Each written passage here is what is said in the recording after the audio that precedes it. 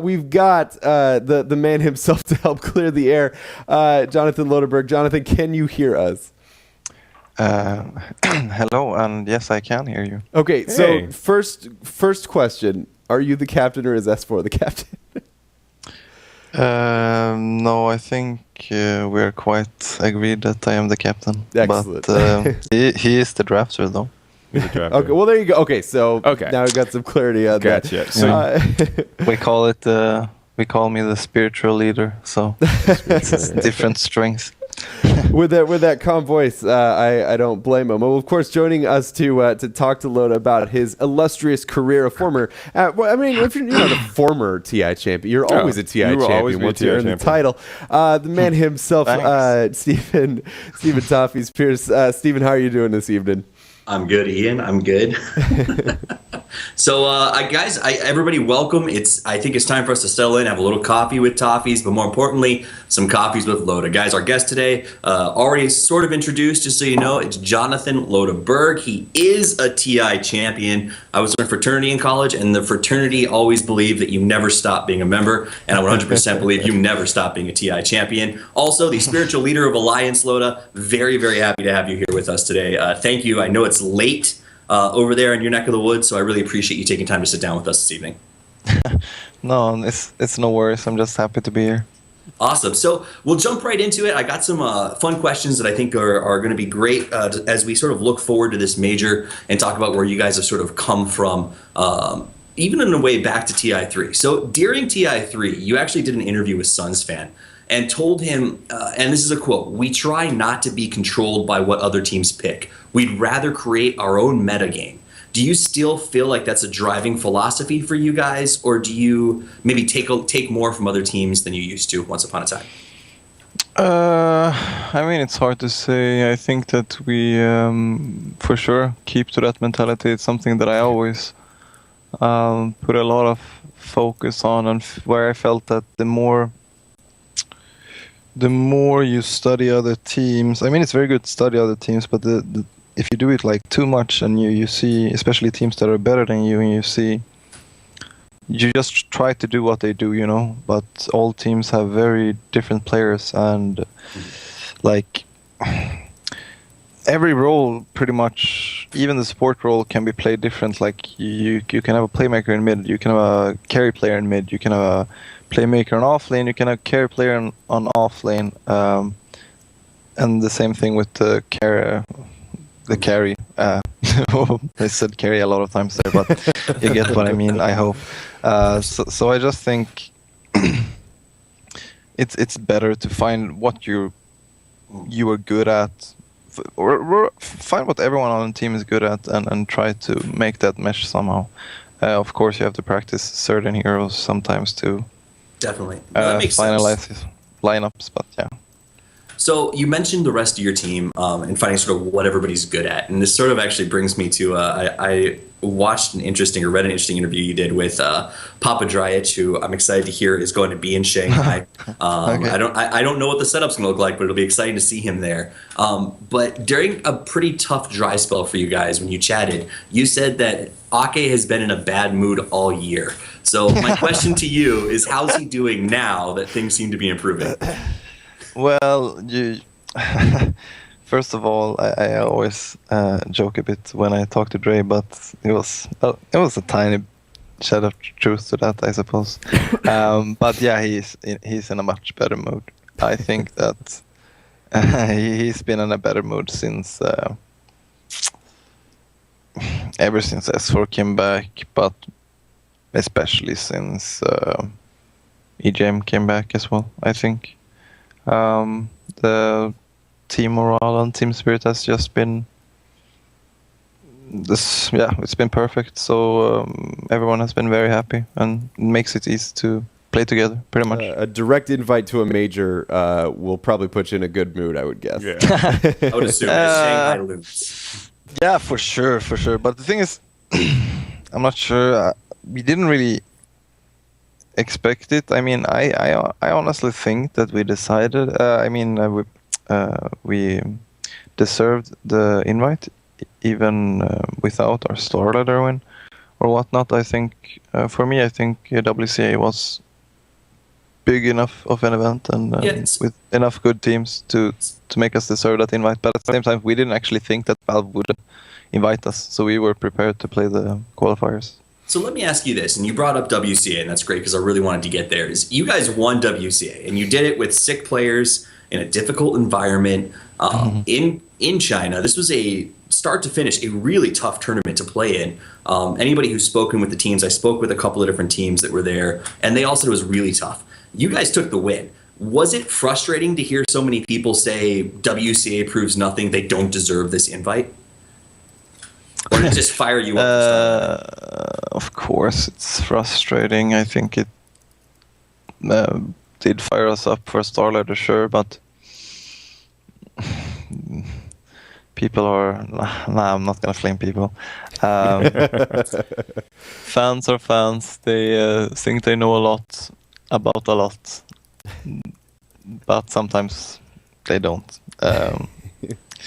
That's all I'm gonna say. I don't think anybody would argue that on that point. I don't think anybody would begrudge you that. And it's got to be pretty sweet, though, after that to sort of be able to go to Starladder and you guys perform out of your minds. Coming off of, for those of you who maybe don't follow the details of esports and just see the games, like they had trouble getting there. They arrived late. There was scheduling issues. So you guys also had to sort of play again on the back foot, sort of like being sick at WCA, and came out with a win. I mean, that's got to feel pretty awesome. No, for sure. And when you win games like that, it makes everyone very confident in each other, I suppose. But I think we were even confident going there. The thing was, we were really excited to actually go there and play in the tournament, and we did everything we could to get there in time. But it was pretty much like we missed the last. We didn't get the last seats. It was pretty much Liquid that got those seats. And then it was a mess. But we got there. We hadn't really slept a lot, etc. But we got enough wins to give us a chance to qualify for the playoffs. So we were still confident. We were like, this first day was just, at least we got here. We did what we could. It was garbage games and we played like shit, but that's not really who we are, and doesn't really show who we are. And we usually perform well under pressure like that during group stages. So ever since then, I guess, ever since that group stage, we've been on a very, very good place as a team. Yeah, it definitely seems like it. It seems like having the 5 back together has really worked out for you guys. Did it take time to get that old rhythm back, or did you sort of just everybody fall right back into where they were at TI3, or would you say it's a totally different 5 than it was back then? I think it's the same. A lot is the same, but some stuff is different as well. I think that it was very good to be away from each other and experience other teams and other people, and just to be away from each other for a while, because we were just in a weird situation with the old alliance, and it was hard to get out of that slump, and then you just need time to reflect upon it. But I think everyone kind of felt like you missed something that you had with those old players on the team, and that's why it feels very natural when we start playing together again.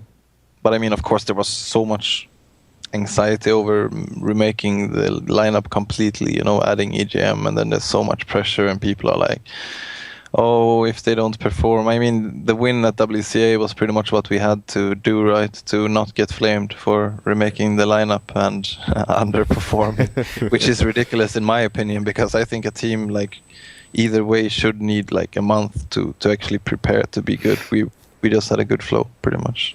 And you did it wrapped in blankets, which I think was probably the craziest thing I'd ever Those seen. pictures of S4 were hard to look at. Cosplay? He looked like he was the Undying cosplay. Undying cosplay. I thought that was pretty funny. I've been that sick before, and I can't imagine being on that stage. Last week?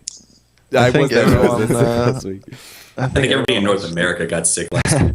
So transitioning the tenor here, and I'm excited to see what happens in Shanghai. We talked about it here on the show, and a lot of us are projecting you guys in the finals. I'm really excited to see what happens and what you bring in the terms of the meta. But let's talk about the future. You did an interview with a website called Bazooka, and not a lot of folks got to see the interview, but in it you mentioned a desire. They said, what are you going to do when the time to play Dota has passed? And you said you were interested in potentially running your own team. Has that been a dream for a long time, or is that something that just over the last year or two of kind of putting the alliance together over and over again has sort of inspired you to sort of run your own deal? I think that it's something that's come, sometimes in the past years, not from the beginning, but just by working with some of the people I worked with in Alliance, Alex Garfield being one of them. Also my girlfriend, just seeing people interact with, just do their job pretty much, but it's made me very interested in it.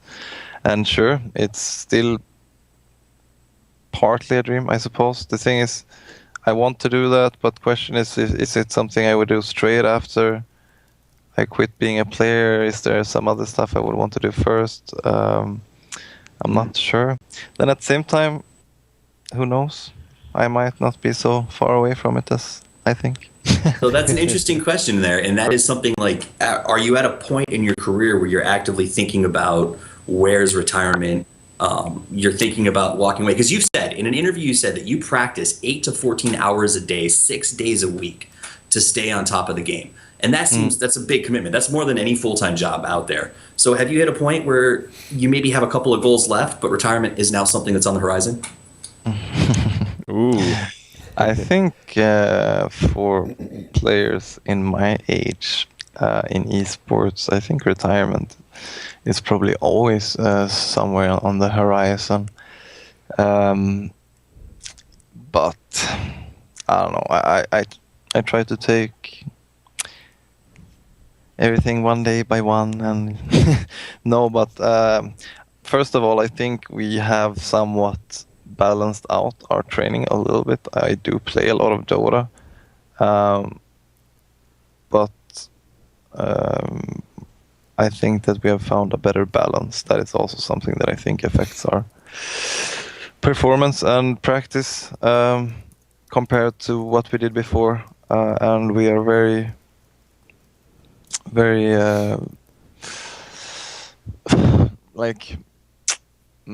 how to explain it in English? Sometimes I forget. But we're just very. We think about the fact that we could be spent, like our energy could be spent very easy, and that's something we remember from our first year with Alliance. We played so many tournaments and we traveled so much and we practiced quite a lot, and after a while you just pretty much fall apart. And that's why I think, for example, something OG did after they played a lot of tournaments, maybe one too many in a row, they took a break. And I think it's just better like that, to just have proper training, be able to analyze your training, but don't play too much, because sometimes you can scrim so much that you destroy everything that you practiced because you get like too much info, and I don't know, it's just weird. Dota is just weird like that, so you just need to find the balance somehow. It's interesting to hear you say, because I was going to ask, you talk about eventually it's on, retirement's on the horizon, that sort of thing. I guess my question has always been, for athletes, it's that their body breaks down, it's that they're not as strong as they used to be, things like that. What is it about being an esports competitor that causes you to make that retirement call? Is it literally just the lifestyle, or do you ever find yourself, your reflexes slowing down and things like that? No, but that's the thing, when I started playing esports, people were, playing games or whatever, trying to get into esports, people were talking about, and this was for maybe StarCraft and CS. CS most of all, they said whatever, some random age, 24, you will start getting worse and worse. And I'm waiting, I think that and I've said this before in interviews, like, in some ways I might get worse, but I don't really think that's so much. I mean, in some ways I might get worse in some things, but I'm also getting better at some other things. And it's not really the reflexes I feel are lacking, but who knows? Like, the thing is, I'm actually waiting for it to happen. I've been waiting for quite some time. And I will play for as long as I feel myself that I can perform, like, even if I suck for a while and people are like, oh, you should go to retire, like that doesn't really matter anything, you know. Like, I know if I can do well or if I cannot. Like, teams, carry players or mid players or offlane players or whatnot can look really, really bad, but they're actually not. It's just the team or the strategy, you know, like, just the approach. Maybe you don't synergize well enough as players or whatnot, and if you don't, you make each other look really, really bad. And yeah, that's just how it is. So you've been at sounded really sad there, but Yeah, that's I mean, it makes sense. It's all good things must come to an end, right? Yeah, it makes a lot of sense. Yeah. So you being at the top, like, almost, I would say that you're probably at the top of your game right now. Would you say that some days you just have, like, bad days? Do you think that you're always playing at the most optimal level, or do you think some days you're just kind of off? I think that I usually play better at LAN tournaments. Maybe because I might need, I mean, to just play my super A game, I usually have to play a LAN tournament, because maybe I've just played too many games, you know, and I need the rush of the crowd. And no, but it's just more. I love competing at LAN, and it's just a special feeling. But of course, I have off days, but I think during those off days, it's not a huge difference, honestly. And if I would be disastrous as a player, I think my team would help me out and be like, Loda, come here, follow me around, and we will do something. You know? I don't know. Just do this. You brought up a love of sort of being in LAN, having the energy around you. And then a little while ago, you actually said when you thought about retirement, there might be some other things you'd be interested in doing. So that obviously brings me to the question. You used to play or sing with a band called, I believe it was My Yellow Umbrella or something of that sort. In fact, we for everybody who's listening, if you haven't heard Loda sing before, we actually downloaded a soundbite from the song from My Yellow Umbrella, and that'll play at the end of the show. So if you haven't heard Loda sing, you should hear it. It's pretty impressive. He's not the worst singer. I thought I expected worse, but he's pretty good. It's the like super catchy. What was the one that we grabbed? Yeah, we've been humming it all day. Yeah, after thank you, listening Loda, to it. for ruining like all the other things in my head. So is that something that you? I know that I feel like I've heard you say before that if you weren't in Dota, music is a huge draw for you and a big part of your life. Is that something that you've considered maybe exploring when you feel like it's no longer time to Dota? I don't know. I think that I don't know if I said that music is something that would consider. I think that I enjoy recording music, and I enjoy doing stuff with music. But who knows? It depends on my other. The other part of the band, you know, he's a producer and he's busy, I'm busy. So maybe when we both have some time off, we'll sit down and come up with something. No, but I've been. I think I will just keep it as a hobby, honestly. Maybe I will release something for fun, because a lot of people have been kind of asking me to do it. But I don't know. I need like usually 3 years to even come up with half a song. So yeah, I guess it's time soon. You can't rush art, right? When you're running your own team, maybe you'll have some free time to write music. Yeah, the song, exactly. by the way, That's what I'm thinking about. I'm gonna have my own team, then I'm gonna have the theme song. We Are Alliance, and then no. I like it. Nice throwback. And I think the song is going to be Another Day. It's called Another Day, Another Place. And it will stick in your brains for the entire That is so old, but I love it. Do you sing better now? Are you trying to say something? Yeah. There's actually, no. You gonna not drop a at all. mixtape sometime soon, bro? There's actually, since you were on the topic, there is a video if you Google Dota 2 Loda singing, and it's him karaokeing Coldplay that I thought was also pretty good. Oh but my God. I didn't want to risk copyright issues.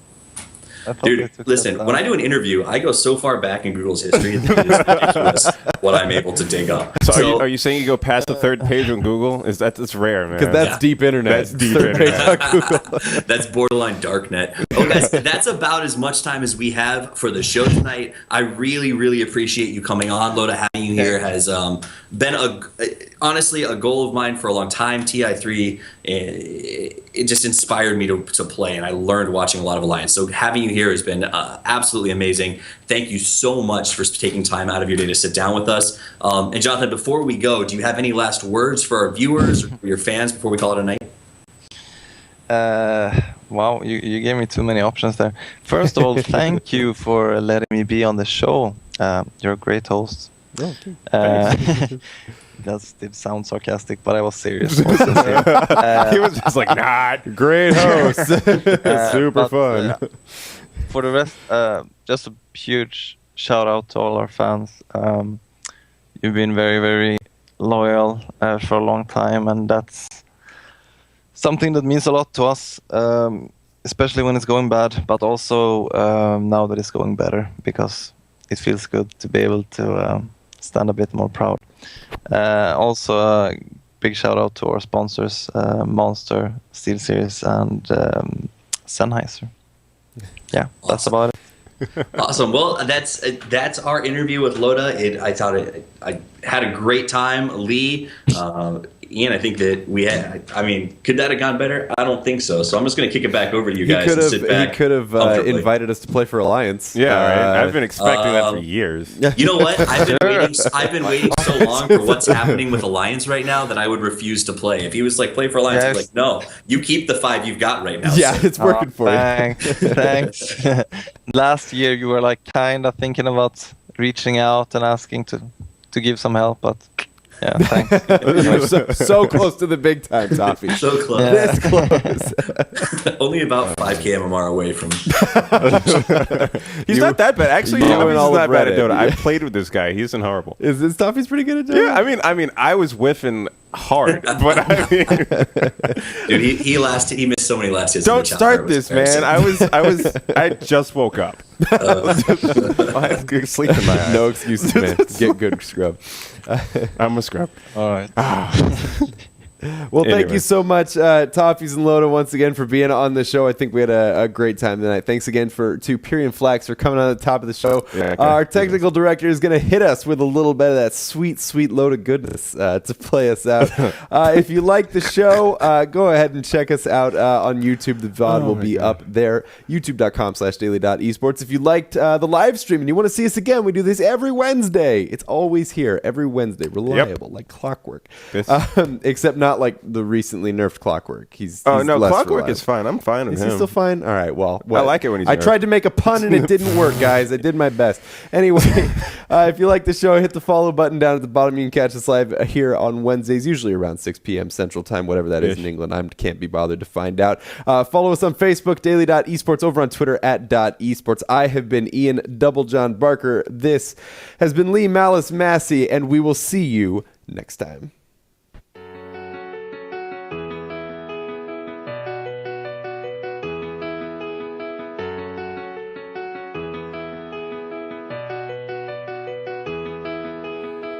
I want to be with you, so much to see with